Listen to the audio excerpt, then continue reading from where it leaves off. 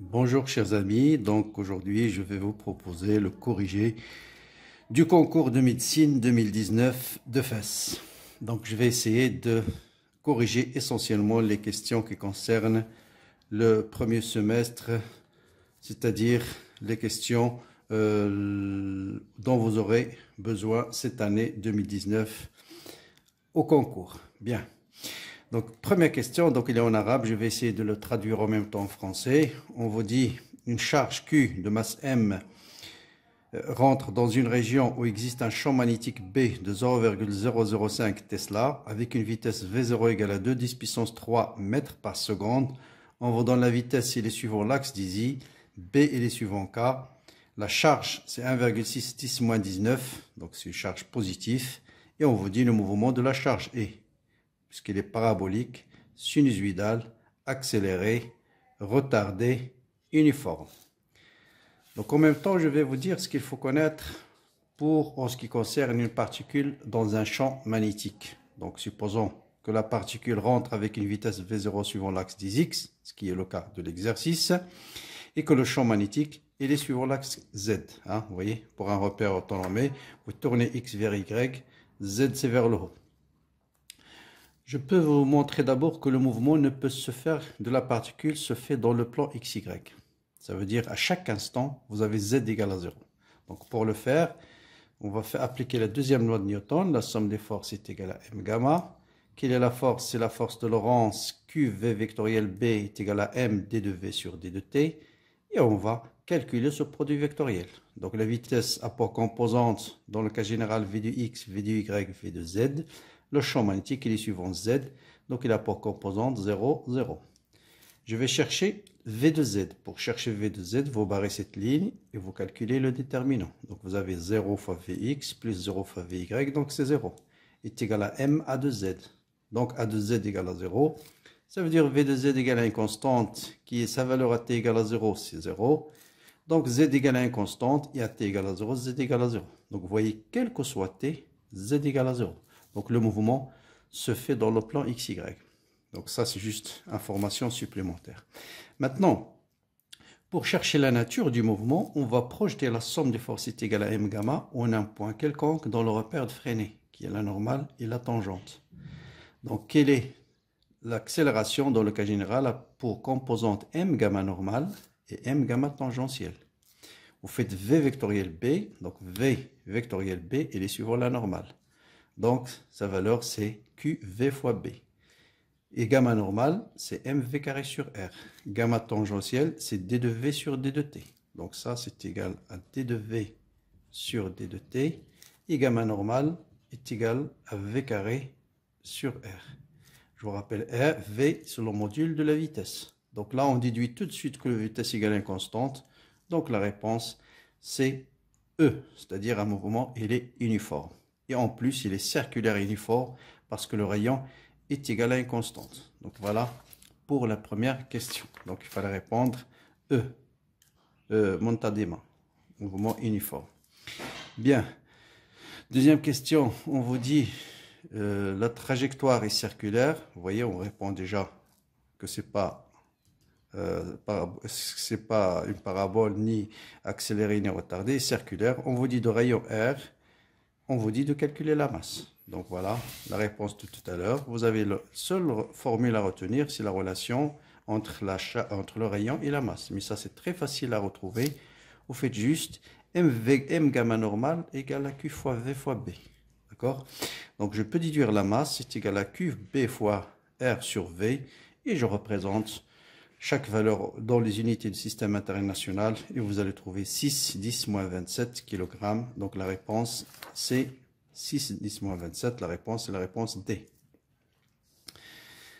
Maintenant, on vous donne un circuit.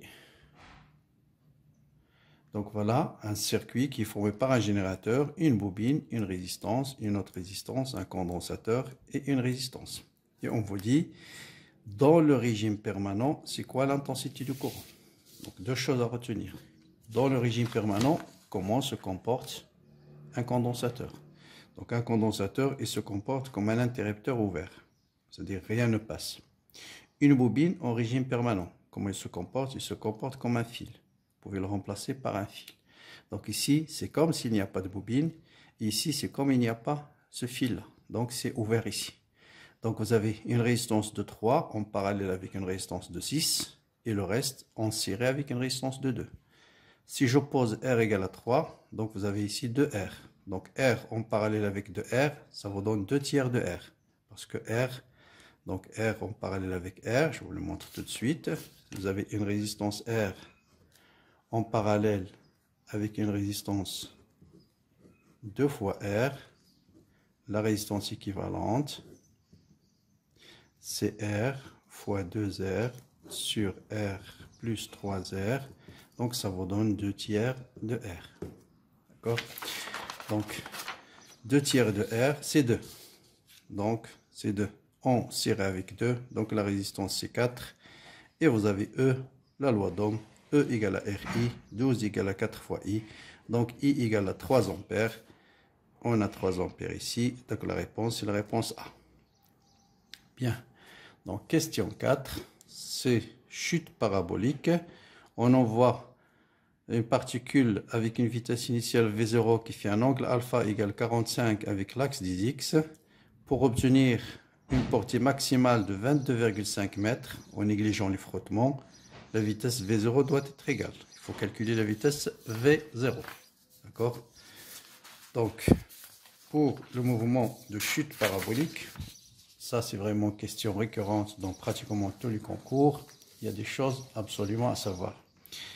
Donc voilà, de vitesse V0, il fait un angle alpha dans le cas général. Donc les composantes phi de X, phi de Y. Bien sûr, rapidement dans le brouillon, la somme des forces est égale à M gamma, donc A égale à G. C'est un mouvement de chute libre. Donc AX égale à 0, V de X égale à Vx0, c'est V0 cosinus alpha. AY égale à moins G, donc V de Y c'est moins G fois T, plus la vitesse initiale qui est V0 sinus alpha. Donc qu'est-ce qui se passe au maximum? Donc au maximum, la vitesse elle est horizontale. Ça veut dire sa projection sur l'axe de Y égale à 0. Donc ce terme égale à 0 au sommet. Donc vous allez déduire tout de suite, donc Vy au sommet égale à 0. Donc je déduis TS ici, c'est V0 sinus alpha sur G. Et donc je peux déterminer la hauteur maximale qui est YS en remplaçant TS par V0 sinus alpha sur G. Et je retrouve V0 carré sinus carré alpha sur 2G. Donc V0 est égal à racine carrée de G fois Y sur sinus carré alpha. Donc Y c'est la hauteur maximale. On vous donne sa valeur, on vous donne la valeur de alpha. Donc sinus alpha c'est racine de 2 sur 2. Donc sinus carré c'est 1/2. Donc c'est racine carrée de G fois H. Et ça vous donne 30 mètres par seconde. Donc 30 mètres par seconde, c'est, voilà, c'est la réponse C. Bon, ça concerne la mécanique deuxième partie. Vous ne l'avez pas fait cette année. Donc je passe tout de suite à la question 22. Question intéressante. Là, on vous dit comment varie le courant en fonction du temps. Et on vous dit quelle est la tension à bord de la bobine. Ici, vous allez voir que par élimination, vous allez d'abord éliminer rapidement quelques relations. Donc, I, c'est quoi? Ou bien I de L. Donc, I de L, c'est L. Donc, I de L, c'est L, D de I sur D de T. Donc, il dépend de la dérivée. Donc, là, une fonction croissante. Donc, dérivée positive. Une fonction décroissante, dérivée négative. Donc, déjà, il faut que la valeur soit positive dans le premier intervalle, négative dans le 2. Donc, je vais éliminer tout de suite ces deux-là parce que non, celle-là, les deux sont positifs, donc j'élimine juste celle-là et celle-là, positif, négatif, on va voir. D'accord? Il me reste les deux. Donc, je vais déterminer la pente. Il suffit de déterminer la pente dans cette partie-là. Donc, la pente, vous avez, c'est 16. Toute cette distance-là, c'est 16 divisé par 2. Donc, 16 millisecondes divisé par 2. Donc, 16 divisé par 2, c'est 8. Donc, L égale à combien? 50. Donc, U de L, c'est 50. Ça veut dire 0,05 fois la pente qu'on a dit qui est 16 divisé par combien? Divisé par 2, c'est 8. Donc, 8 fois 5, c'est 40. 8 fois 5, c'est 40. Et ça me donne 8 fois 5, c'est 40. 10 moins 2, c'est 0,4. 0,4 et donc, il y a peut-être une erreur ici, et de L entre 0 et 2. Entre 0 et 2, donc la pente, on a dit bien, ah pardon, 16 entre 16 et 16, là cette distance c'est 32, parce que l'origine c'est ici. Donc là, 16 et 16 c'est 32, divisé par 2, 32 c'est 16. Donc 32 divisé par 2 c'est 16, voilà, et ça vous donne donc 5, 10 moins 2 et 5, donc 80, 0,8, ça vous donne 0,8. Donc déjà, je élimine celle-là. Donc, il me reste choix entre les deux là. Donc, est-ce que je cherche la pente ici en décroissant. Décroissant, la pente est négative. Donc, tangente alpha est égal à cette distance qui est 0,5 divisé par 32. Et 0,5 divisé par 32, ça vous donne moins 3,2. Et la réponse est B. Donc, vous voyez. Donc là, il suffit de calculer la dérivée. Vous avez L est connu, de calculer la dérivée. Et la dérivée, bien sûr, c'est la pente de la courbe. Ici, la pente, c'est tangente cet angle. Donc, c'est cette distance divisée par celle-là. Et pour cette courbe-là, la pente, l'angle, c'est celui-là. La pente, c'est cette distance-là divisée par celle-là. Et vous multipliez par L. Et donc, la réponse, c'est B. Bien. Donc, ça, on est à la question combien 22, donc on va passer à 23. Donc 23, voilà une question aussi intéressante. On vous dit de déterminer la constante du temps. Donc la constante du temps de ce circuit, donc c'est un circuit RC, sauf qu'ici on vous a donné deux résistances en parallèle, il faut le représenter par sa résistance équivalente. La même chose ici. Vous avez R1, R et 2R, donc c'est 2 tiers de R, 2 tiers de 5 kΩ, et là les capacités sont parallèles, c'est la somme. Faites attention, c'est l'inverse. La loi d'association des résistances, c'est l'inverse de la loi d'association des capacités. Donc 5 microfarads. Donc taux c'est RC. Donc 2 tiers fois 5 10 puissance 3 fois 5 10 moins 6. Et ça me donne 16,6 millisecondes. C'est la réponse D. Bien. Maintenant, ça c'est le circuit RLC en résonance. C'est exclu pour cette année. Et je passe au nucléaire.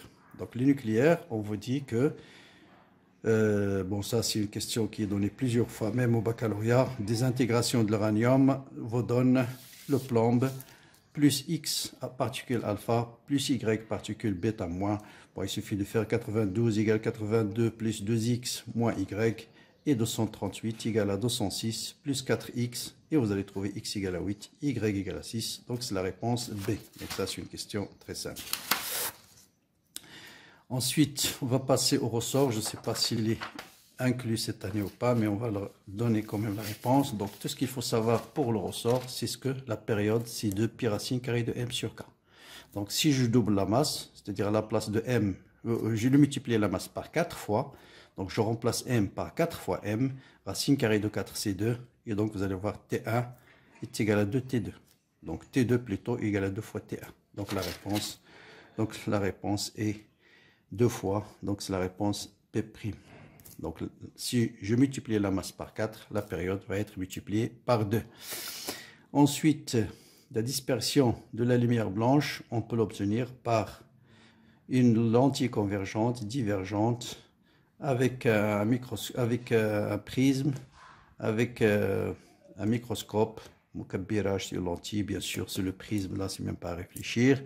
Ensuite, ça, c'est une question aussi absolument à savoir. Elle est récurrente dans tous les examens. Donc, lors de la diffraction de la lumière à travers une fente, le diamètre de la tache centrale, lequel